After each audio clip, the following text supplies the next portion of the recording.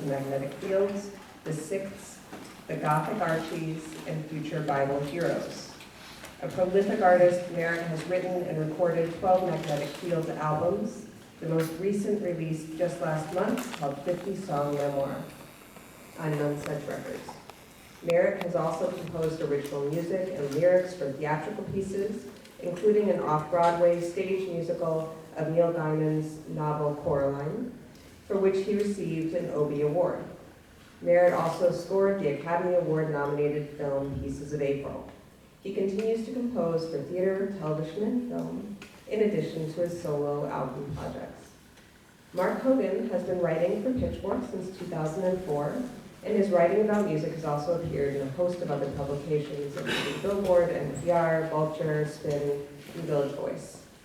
Incidentally, the first dance at his wedding was to The Book of Love by the Magnetic Fields off of Merritt's popular 1999 album, 69 Love Songs. Please help me in welcoming Stephin and Mike to the stage.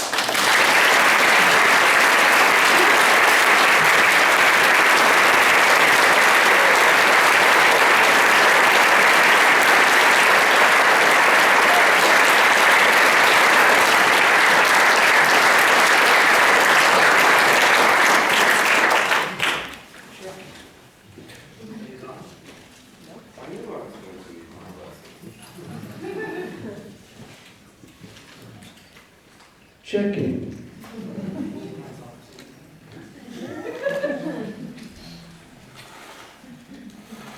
Yeah, thank you everybody for being here. Stephin. We'd like especially to thank the crew. Without them, you would not be able to hear us.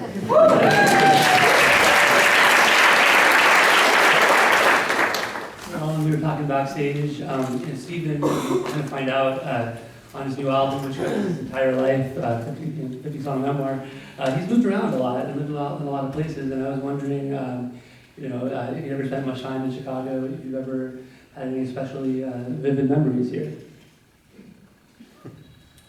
In about 1982, when did Purple Rain come out? In 1982. It's about 1982. My Magnetic Fields co-lead singer Shirley and I were living in Boston, and we decided one night, let's go to Chicago tomorrow. So we woke up, and at 8 in the morning we started driving the 18 hours to Chicago. And I thought I should be a bus driver. I have the stamina for this. No problem. But it was actually longer than 18 hours because there was something that I'd never heard about Boston: traffic. We don't have that. So we stayed in Boston. We stayed in Chicago with friends from school. And we both heard Purple Rain for the first time. So I always identify that with Chicago. And we went to a flea market in the street, a street market, and I bought my very first Nancy Sinatra album, which is also the first Nancy Sinatra album, Boots.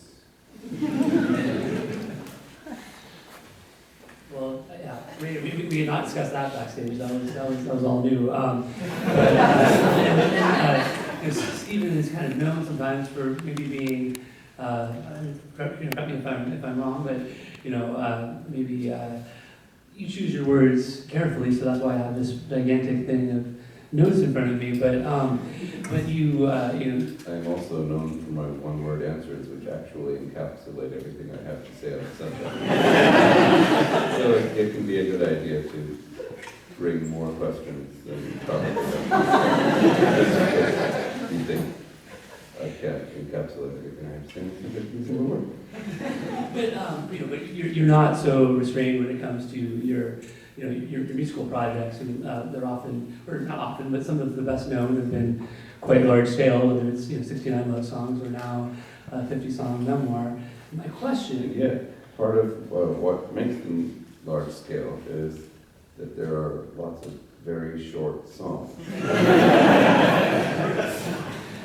Well, so the question was, what draws you to those kinds of large-scale projects, aside from the, I guess, yeah, go ahead.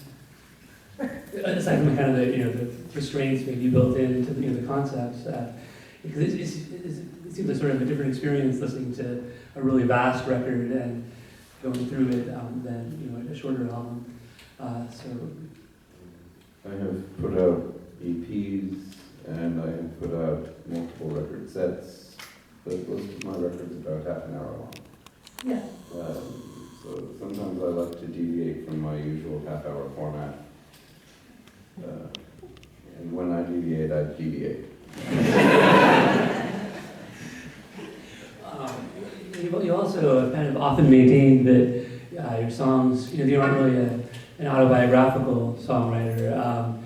Correct me if I'm wrong, but I am usually not an autobiographical songwriter. so how is it different? I probably never will be again. In this album, the initial idea was to write a song about every year of your life, starting from age 1, because and how is it different writing, intentionally autobiographically this time, or I guess having people know that it would be autobiographical? How did that affect your creative process? Well, I started out making a list of the people I needed to write about without offending. And I decided not to write about anyone in the band so that I wouldn't be forced to share the stage with someone who was grinding their teeth every time we got to a song about them. So even though I have known Claudia, my manager and pianist, for 30 some odd years, I don't mention her on the album except briefly in passing. But I mention my mother.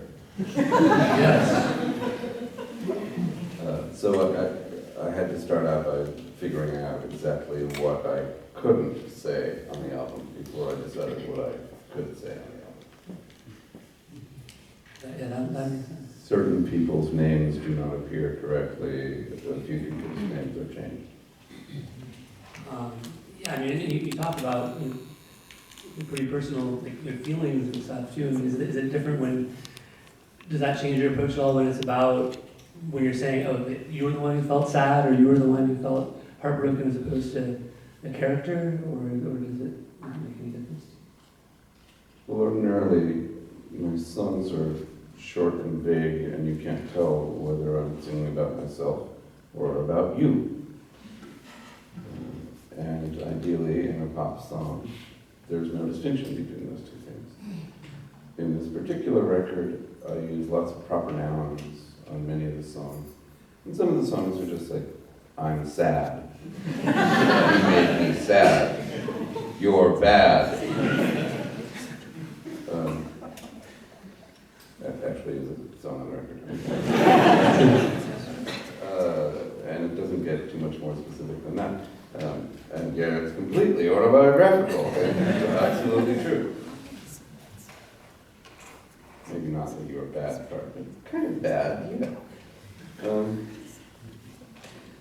I tried, beyond that, I tried to make sure that there were 50 different ways of responding to the task, so that there would be maximum variety. In the late 70s, there was a new wave band called the Space Negroes. I'm sure you've all heard them. And they released their immortal flexi-disc EP, Maximum Contrast from Moment to Moment. I have, ever since then, taken maximum contrast from moment to moment as my musical motto. All that changes is how long a moment is. While we're talking about obscure bands, the 1989 song on 50 Song Memoirs about... It's about the 1989 musical marching zoo, who were a probably fictitious band that appeared on the Casanets and Cats Singing Orchestral Circus album, which was sort of the live album from when they played at Carnegie Hall, and there's audience noise in between the songs, which are clearly not recorded live. So everything about it is smudged and confusing, and they wear animal masks. So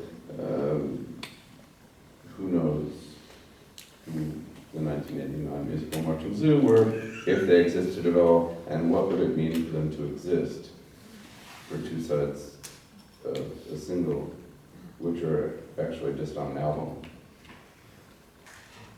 by people who are particularly famous for switching around band names without telling the bands.